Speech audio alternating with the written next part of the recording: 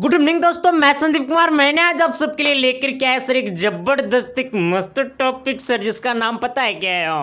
आप सबके लिए सर मैंने टोटल 100 क्वेश्चन लघु प्लस दीर्घ उत्तरीय दोनों टाइप के क्वेश्चन मैंने आप सबके लिए करवा रहा हूं सर। और टोटल आप सबके लिए 100 क्वेश्चन करवा रहा हूं सर। इसका मतलब समझिए गए होगा सर। और आज हमारा 7वां क्लास है। कैमा क्लास है सर? 7वां क्लास है। और आज हमारा क्वेश्चन नंबर 31 से शुरू करूंगा सर। 30 क्वेश्चन पहले कर चुका हूं सर। इसमें आपको दोनों टाइप का क्वेश्चन करवा रहा हूं, लघु प्लस दीर्घ उत्तरीय, यानी 2 नंबर और 5 नंबर में जो क्वेश्चन पूछे जाते हैं साइंस से सर, वो सारे का सारे क्वेश्चन करवाऊंगा। और मैंने सर आप सबसे एक वादा किया हूं और आप सबको मैंने एक जिम्मा दिया हूं सर, और आप सब ने मेरे ऊपर भरोसा किया है। इसके लिए आप सभी को दिल से थैंक यू सर, धन्यवाद सर। और सबसे पहली बात है ना सर कि आप सब ने जो मेरे ऊपर भरोसा किया है ना, उसको मैं पूरा करूंगा सर। क्योंकि सर पता है ये 5 क्वेश्चन डेली जो मैं करवाता हूं सर, इसके लिए मैं 5 घंटा मेहनत करता हूं सर। क्योंकि आप सब ने मुझे जो भरोसा किया मेरे ऊपर सर, उसको पूरा करना। और मैंने सर आप सबको बयान दिया हूं कि ये टोटल 100 क्वेश्चन से बाहर आपके एग्जाम में नहीं आएगा। और सरबा इसको पूरा करना है रे भाई। हाँ, अब बाकी तुम सबका काम है कि तुम सब अपने टोले मोहल्ले गांव ग्राम दोस्त भाई सबको फैला दो। अरे फैला दो तो फैला दो सर। हाँ, तो चलते सर क्वेश्चन से शुरू करता हूं। और इसका अगर पिछला क्लास नहीं देखे ना, तो इस वीडियो के डिस्क्रिप्शन में लिंक दिया हुआ, वहां से जाकर के देख सकते हैं सर। या यूट्यूब पे प्ले लिस्ट बना हुआ, ठीक ना, वहां पर जाकर के प्ले लिस्ट में जाकर के वीडियो सारा मिल जाएगा, देख सकते हैं सर। और चलते हैं सर आपको सीधे क्वेश्चन की दुनिया में। इससे पहले कि आप अगर हमारे चैनल पर पहली बार आए हो सर, तो चैनल को सब्सक्राइब करना तो बनता है रे मेरे भाई। हाँ, तभी तो अगला वीडियो का नोटिफिकेशन जाएगा ना। हाँ, अगला वीडियो देखना चाहता है, कहेगा हाँ गुरुजी देखना चाहते हैं ना, तो सब्सक्राइब भी तो करना बनता है ना। हाँ सर, अब देखो आते हैं सर क्वेश्चन की दुनिया में। क्वेश्चन क्या बोलता है, थोड़ी सी गौर करना मेरे मोहतरमा।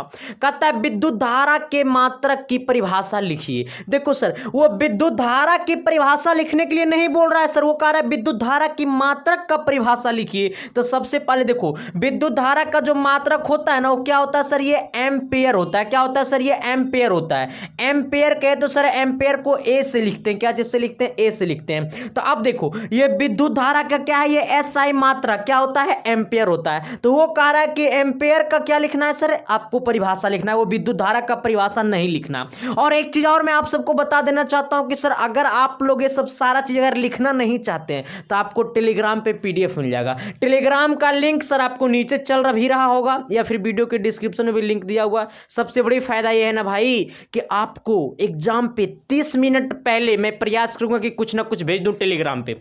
और जो लोग नहीं सर, प्ले स्टोर से टेलीग्राम डाउनलोड कर लेना, और यहां पर जाकर के सर्च करना @ क्या सर्च करना सर? @ संदीप। क्या लिखना सर? @ संदीप 7295। ठीक, आना इधर। अब देखो सर, आओ मेरे क्वेश्चन की दुनिया में। कहता है विद्युत धारा की मात्रक, विद्युत धारा के मात्रक की परिभाषा लिखिए। देखो सबसे पहले आप मेरे दुनिया में आना।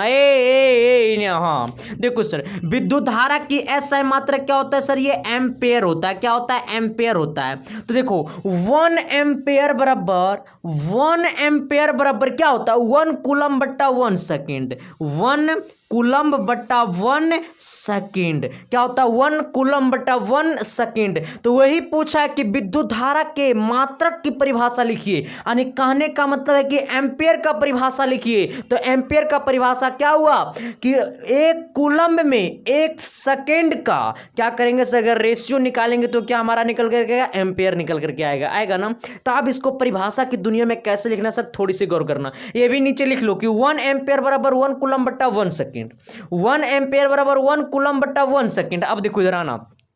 कहता है विद्युत धारा का ऐसा मात्रक एम्पियर होता है। यहां तक तो क्लियर हो गया, क्योंकि वो क्वेश्चन ऐसा ही पूछा है कि विद्युत धारा के मात्रक की परिभाषा लिखिए। तो सबसे पहले तो हमको बता देना है। देखो थोड़ा सा क्वेश्चन टेढ़े पूछा है। क्या पूछा है? टेढ़े पूछा है। तो अगर वो 5% ऐठा है ना, तो हम सर 20% ऐठ जाएंगे। हाँ, कि बैठ ही जाएगा। अब देखो सर, कह रहा है विद्युत धारा का ऐसा मात्रक क्या होता है? एम्पियर होता है। जब किसी, अब इसका मेन परिभाषा आ गया कि जब किसी चालक से 1 सेकेंड में 1 कूलम्ब आवेश प्रवाहित होता है, 1 सेकेंड में 1 कूलम्ब आवेश प्रवाहित होता है, तो वो क्या कहलाता है? एम्पेयर कहलाता है। फिर से मेरी बातों को सुनो।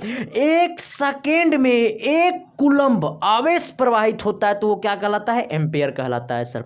फिर से सुनो, 1 सेकेंड में 1 कूलम्ब आवेश प्रवाहित होता है, तो उसे क्या कहलाता है? ये एम्पेयर कहलाता है। 1 एम्पेयर कहलाता है। क्या कहलाता है? 1 एम्पेयर कहलाता है। तो आना, ये SEC जो है ना वो सेकेंड है, ठीक ना रे। तू सब इंग्लिश जानता सब है, ठीक ना। आना है ना सर। तो कहता है जब किसी चालक से 1 सेकेंड में 1 कूलम्ब आवेश प्रवाहित होता है, ठीक ना, तो उस चालक से प्रवाहित धारा 1 एम्पियर कहलाती है। कोई दिक्कत ना।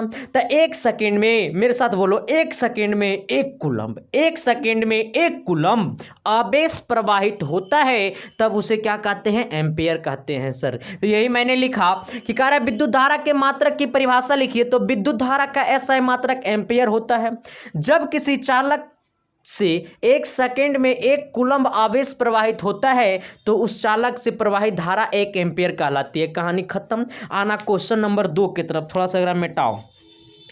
ना चाहूं तो दिल ना भरे। आना सर। अब देखो सर, ना देखूं तो दिल ना भरे। हाँ, अरे तुरार के ना पढ़ाते हैं तो सर हम खानमो नहीं खाते हैं। तो सोचेगा रे मास्टर तू मजाक करता है। हाँ सर, और आज बायोलॉजी का भी क्वेश्चन बड़ी तगड़ा तगड़ा लेकर के आए, ठीक ना। हाँ, देखते रहो। और 5 नंबर यह क्वेश्चन भी है, आना इन्हें। कहता है क्या सर कि अगला क्वेश्चन देख रहे, दूध कौन कौन खाता है? दही खाता है। रब करे तुझको हमसे प्यार हो जाए। आना सर। कहता है ताजा दूध के पीएच मान 6 होता है। अरे सर बा लिख तो, लिख ले, नीचे नोट करके लिख ले कि अगर ऑब्जेक्टिव में पूछ दिया कि ताजा दूध का पीएच मान, ताजे दूध का पीएच मान 6 होता है, लिख लेना नीचे ऑब्जेक्टिव में, ठीक ना। ये पूछ देगा कि ताजे दूध के पीएच मान 6 होता है, तो यही क्वेश्चन पूछा है कि ताजे दूध के पीएच मान 6 होता है। दही बन जाने पर इसके पीएच मान में क्या परिवर्तन होगा? वे हाँ, जब तक वो दूध रहा ना, जब तक दूध, हमारा बचपन का प्यार है यार। सरवा घर पे रहते थे ना तो बिना दूध का खाना खाए भी न करते थे। अब हमको दूध अच्छे नहीं लगता है, क्योंकि सर LKG से ही हम हॉस्टल में रहते थे और घर से बाहर रहते थे सर। तो इतना तो हर चीज़ का प्यार मिल नहीं पाया सर, इसलिए बाहर आ जाने पे थोड़ी सी अजीब लगता है ना। आना है ना सर। थोड़ो हम कहाँ रहे नहीं रहे उसका कोई मतलब नहीं, तुमको मतलब है क्वेश्चन से। हाँ, तो कहता है ताजे दूध के पीएच मान 6 होता है, दही बन जाने पर इसके पीएच मान में क्या परिवर्तन होगा? तू कहेगा आए सर जी, हम कहेंगे क्या? बोला अरे सर जी, जब दही बन जाता है ना, दूध से जब दही बन जाता है ना, तो वो खट्टा लगने लगता है। एक मतलब वो अम्लीय हो जाता है। इसका मतलब दूध से ज़्यादा खट्टा दही लगने लगता है, क्योंकि दूध तो मीठा लगता है ना, तब भी उसका पीएच मान 6 होता है। दूध क्या लगता है? मीठा लगता है, तो भी उसका पीएच मान 6 भी होता है। लेकिन जब वो दही बन जाएगा तब तो वो खट्टा लगने लगेगा, तो खट्टा जब लगेगा तो वो अम्लीय कहलाएगा, और अम्लीय जब कहलाएगा तो उसका पीएच मान एकदम 6 से भी कम हो जाएगा। क्या हो जाएगा? 6 से भी कम हो जाएगा। ऐसे तो 7 से कम होना चाहिए, लेकिन दूध का ही पीएच मान 6 है, तो दूध से भी तो ज़्यादा खट्टा लगता है दही ना, तो इसलिए इसका पीएच मान 6 से भी कम हो जाएगा। देखो इसका आंसर निकल गया। ना समझा रे? ना समझा, ना समझा। हाँ देखो, देखो इधर सुनो, दूध है चला, तो दूध का तो पीएच मान कह रहा है 6 होता है। वो क्वेश्चन बोल दिया कि दूध का पीएच मान 6 होता है, तो दूध से ज़्यादा खट्टा दही लगता है कि नहीं लगता? नहीं लगता है, लगता है ना, दूध से ज़्यादा खट्टा दही लगता है। तो जब खट्टा दही ज़्यादा लगने लगा है दूध से, क्योंकि दूध तो मीठा लगता है, तो ऊपर भी उसका पीएच मान 6 भी है। अब उससे ज़्यादा अधिक खट्टा लगता है कौन? दही। तो जब दही ज़्यादा खट्टा लगता है, इसका मतलब वो पीएच मान 6 से भी क्या हो जाएगा? कम हो जाएगा, ठीक ना। आना, क्योंकि वो अधिक अम्लीय हो जाएगा। कहता दही में लैक्टिक अम्ल होता है। अब देखो सर, हाँ ये भी लिख लो नोट में कि दही में कौन सा अम्ल होता है? तो लैक्टिक अम्ल होता है। लिख लो, नोट में करके लिख लो। पूछी रे भाई, पूछी तो एग्जाम में पूछी, हाँ पूछी। तो कहता है लैक्टिक अम्ल होता है। दही में कौन सा अम्ल होता है? लैक्टिक अम्ल होता है। लिख लो। अर्थात जब दूध से दही बन जाता है तो वह अधिक अम्लीय हो जाता है। क्या बोले? अरे क्या बोले? मैं बोलता हूँ तुम सब सुनता है। आना सर। हाँ, तो अर्थात जब दूध से दही बन जाता है तो वह अधिक अम्लीय हो जाता है। एक मतलब जब दूध का पीएच मान 6 था, अब वो अधिक अम्लीय हो जाता है। इसका मतलब 6 से भी कम हो जाता है, अधिक अम्लीय हो जाता है, इसलिए इसका पीएच मान 6 से कम हो जाएगा। क्योंकि देखो सर, देखो जितना अधिक अम्लीय, क्योंकि अम्लीय का, इसे मैंने पढ़ाया था, अम्लीय का पीएच मान 7 से कम होता है। अब वो कह रहा है कि दूध का ही पीएच मान 6 है, तो कह रहा है दूध से तो अधिक ना दही खट्टा होता है रे, तो इसका मतलब दूध से अधिक अम्लीय होगा दही, और जब अधिक अम्लीय होगा दही तो पीएच मान 6 से भी कम हो जाएगा। क्या हो जाएगा? 6 से भी कम हो जाएगा। नोट वाला पॉइंट करने वाला था, नोट कर लिया ना। अब देखो सर ये बायोलॉजी का क्वेश्चन कैसा क्वेश्चन आता है सर, थोड़ी सी गौर करना वरना प्यार कर लूंगा। चलिए आएगा सर। देखिए अगला पॉइंट क्या कहता है, ये दोनों का दोनों क्वेश्चन जो है ना 33 और 34, ये दोनों का दोनों बायोलॉजी का क्वेश्चन है, ठीक ना सर। और ये वाला क्वेश्चन 2018 की शायद 17 में पूछा गया है, और ये भी क्वेश्चन लगातार पूछ रहा है अभी, ठीक ना। ये तो लगातार गैपिंग करके पूछता ही पूछता है क्वेश्चन सर, ठीक ना। आना सर। अब देखिए क्वेश्चन क्या बोलता है, थोड़ी सी गौर करना। कहता है कि रक्त के 2 कार्य लिखे। क्या कह रहा है सर? रक्त के 2 कार्य लिखे। रक्त का क्या 2 कार्य सर, इसको ऊपर लिखना है, ठीक ना। तो पहला कार्य जो है ना, रक्त प्रवाह होने के कारण शरीर के सभी ऊतकों का संयोजन होता है। क्या होता है सर? रक्त प्रवाह होने के कारण शरीर के सभी ऊतकों का क्या होता है सर? संयोजन होता है। तो सभी ऊतकों का किसके कारण संयोजन होता है सर? तो आपको रक्त प्रवाह के कारण, किसके कारण? रक्त प्रवाह के कारण शरीर के सभी ऊतकों का क्या होता है? संयोजन होता है, ठीक ना। तो पहला कार्य क्या है कि रक्त के ही कारण सभी ऊतकों का क्या होता है? संयोजन होता है। क्या होता है? संयोजन होता है, ठीक ना। मेरी बातों को गौर करो। अब देखो सर कोशिका, कोशिका समझ ही रहा होगा ना, रक्त ऊतक को। तो यही सारा है कि देखो इधर, तो रक्त प्रवाह के कारण शरीर के सभी ऊतकों का क्या होता है? संयोजन होता है। तो सभी ऊतकों का संयोजन किसके कारण होता है? रक्त प्रवाह के कारण। किसके कारण होता है? रक्त प्रवाह के कारण होता है, ठीक ना। तो शरीर के सभी ऊतकों का संयोजन किसके कारण होता है सर? संयोजन कब होता है? जब रक्त के ही कार्य के कारण होता है, ठीक ना।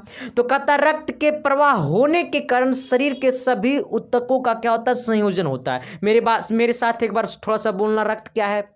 तो कोशिका का नाम सुना है ना? हाँ सर। तो कोशिका का ही मतलब कोशिका में ही पढ़ना रहता है सर ऊतक को, ठीक ना। तो आप इधर कहता है रक्त प्रवाह होने के कारण शरीर के सभी ऊतकों का क्या होता है? संयोजन होता है, ठीक ना। क्या होता है? संयोजन होता है। किसके कारण? तो ऊतकों का संयोजन होता है। किसके कारण? तो रक्त प्रवाह के कारण, ठीक ना। अगला वाला पॉइंट देखो इधर, 2 नंबर पॉइंट कहता है रक्त में उपस्थित हीमोग्लोबिन। रक्त में हीमोग्लोबिन उपस्थित होता है। क्या होता है? हीमोग्लोबिन उपस्थित होता है। फिर से मेरी बातों को सुनने का प्रयास करो। कहेगा सर कि रक्त में क्या उपस्थित होता है? तो हीमोग्लोबिन होता है। क्या होता है? हीमोग्लोबिन होता है। क्या होता है? हीमोग्लोबिन होता है। हाँ, तो रक्त में क्या उपस्थित होता है? हीमोग्लोबिन होता है। तो कहता है रक्त में उपस्थित हीमोग्लोबिन ऑक्सीजन से 2 बार ऑक्सीजन लिखा गया ना। रक्त में उपस्थित हीमोग्लोबिन ऑक्सीजन से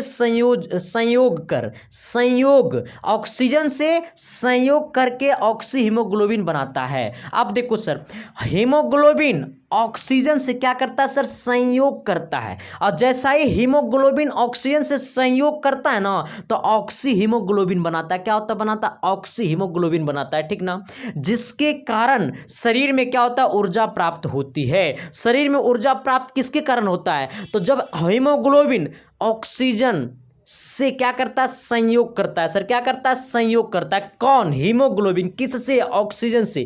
क्या करता है? संयोग करके क्या बनाता है? ऑक्सी हीमोग्लोबिन बनाता है। एक बार मेरे साथ थोड़ा सा बोलना रे, नो ना बोल, मार फाड़ देंगे, बोल। हाँ ना, चैनल पर ना सब्सक्राइब नहीं अभी तक किया रे, बुलबक सब कर ना रे भाई कर। हाँ, कहता है रक्त में क्या उपस्थित होता है? हीमोग्लोबिन उपस्थित होता है, ठीक ना।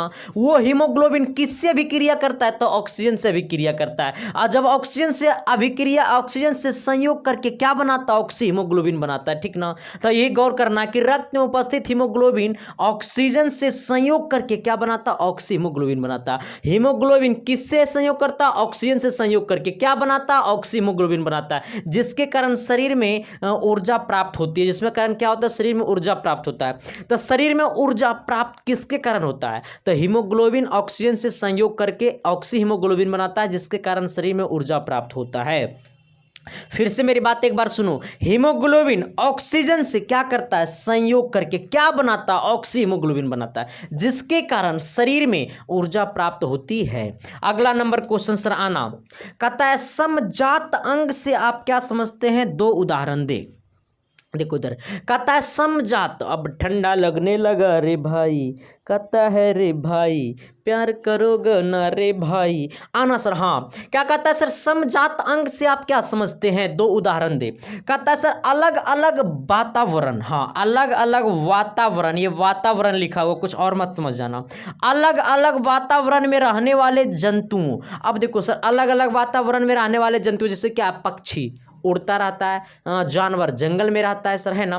तो यही बात हुआ है कि अलग अलग वातावरण में रहने वाले जंतुओं के कुछ अलग कुछ अंग, कुछ क्या सर, ये कुछ अंग ऐसे होते हैं जो संरचना एवं उत्पत्ति के दृष्टिकोण से समान होता है।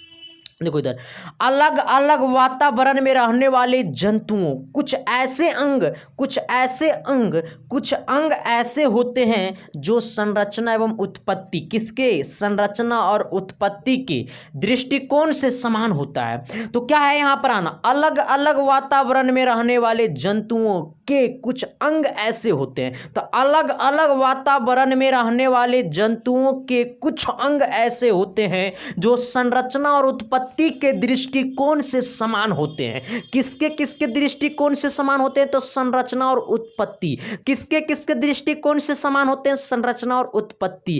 कौन, तो अलग अलग वातावरण में रहने वाले जंतुओं कुछ अंग ऐसे होते हैं, शरीर में कुछ अंग ऐसे होते हैं जो क्या होते हैं सर, संरचना और उत्पत्ति के दृष्टिकोण से समान होते हैं, लेकिन इसके कार्य अलग अलग होते हैं। लेकिन इसके कार्य क्या होते हैं सर, अलग अलग होते हैं। इस प्रकार के अंगों को समजात अंग कहते हैं। इसका उदाहरण जैसे बिल्ली है, पक्षी है, एक और लिख लेना, तीसरो तो लिखिए ले, मेढक।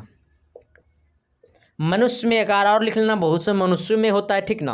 अब देखो फिर से मेरी बातों को सुनने का प्रयास करो। समजात अंग से आप क्या समझते हैं, दो उदाहरण दो। तो समजात क्या है, तो अलग अलग वातावरण में रहने वाले जंतुओं के कुछ अंग ऐसे होते हैं, अलग अलग वातावरण में रहने वाले जंतुओं के कुछ अंग ऐसे होते हैं जो संरचना और उत्पत्ति के दृष्टिकोण से समान होते हैं। संरचना और उत्पत्ति के दृष्टिकोण से क्या होते हैं, समान होते हैं, लेकिन इसके कार्य अलग अलग होते हैं। अब देखो कार्य अलग अलग नहीं, अरे जानवर खाता है क्या, घास घुरिया खाता है, इंसान क्या खाता है, भोजन करता है, पक्षी क्या करता है, तो पक्षी का भोजन अलग है सर, हर किसी का कार्य अलग अलग है।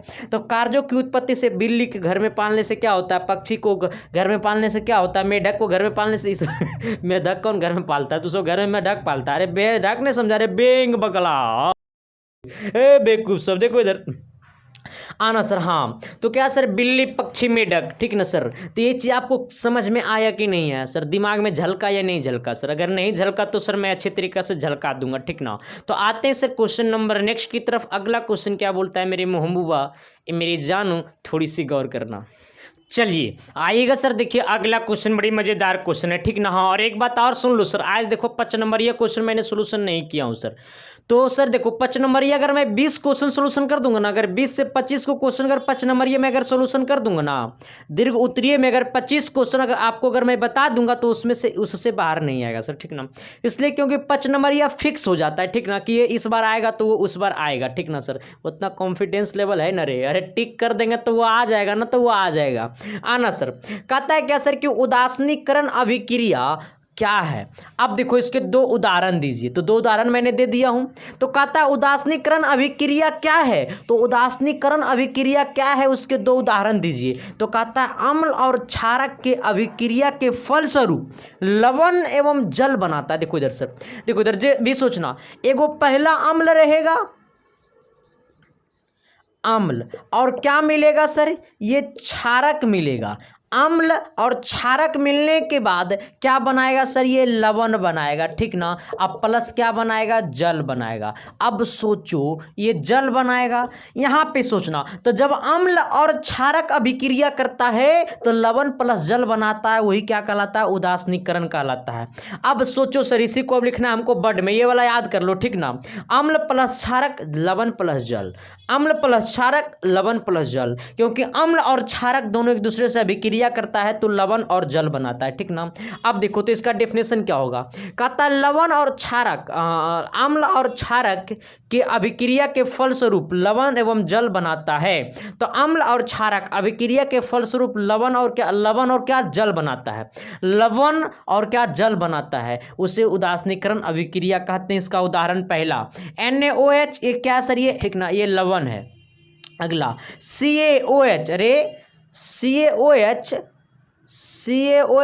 क्षारक थोड़ा ना होगा, ये CaOH यानी CaOH का यह होल 2 होगा, लिखो चला CaOH का होल 2, CaOH का whole 2 plus H2SO4, CaSO4 plus H2H2O। ये देखो, इसको हमको क्या करना पड़ेगा सर, इसको आपको संतुलित करके मैंने 2 लिखा हूं, ठीक ना, क्योंकि समीकरण संतुलित होना चाहिए। क्या होनी चाहिए, संतुलित होनी चाहिए सर, ठीक ना। तो CaOH का होल 2 प्लस H2SO4 बनाएगा क्या, CaSO4 प्लस 2H2O। अब देखो यहीं से देखो, यहाँ पर 2 कैसे होगा, 2 यहाँ पे कितना है, 2 हाइड्रोजन, ये 2 हाइड्रोजन, 2 हाइड्रोजन, 2 हाइड्रोजन, 4 हाइड्रोजन और 2 दूनी 4 हाइड्रोजन, ठीक ना सर। इसलिए यहाँ पे कितना होगा सर, ये होल 2 होगा, ठीक ना, क्योंकि होल 2 रहेगा तभी वो बनेगा। अब देखो सर, मामला यह है सर कि मैंने आपको यहाँ तक करवा दिया हूँ सर। अब देखो, सबसे पहली बात है ना सर कि आप सभी को सबसे पहले क्रिसमस डे की ढेर सारी शुभकामनाएं सर, और हैप्पी क्रिसमस डे। भगवान करे कि आप सबकी तरक्की हो जिंदगी में और उन्नति हो सर,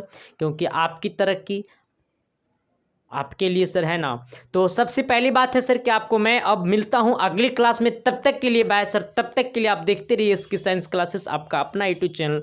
अभी तक जो लोग भी सब्सक्राइब नहीं किया था, सब्सक्राइब भी करके बेल आइकन को प्रेस करके दोस्तों को भी शेयर कर देना। क्या कर देना, शेयर कर देना, क्या करना, शेयर करना। थैंक यू मेरे भाई, लव यू मेरे भाई, सपोर्ट इतना करने के लिए भाई को दिल से थैंक यू।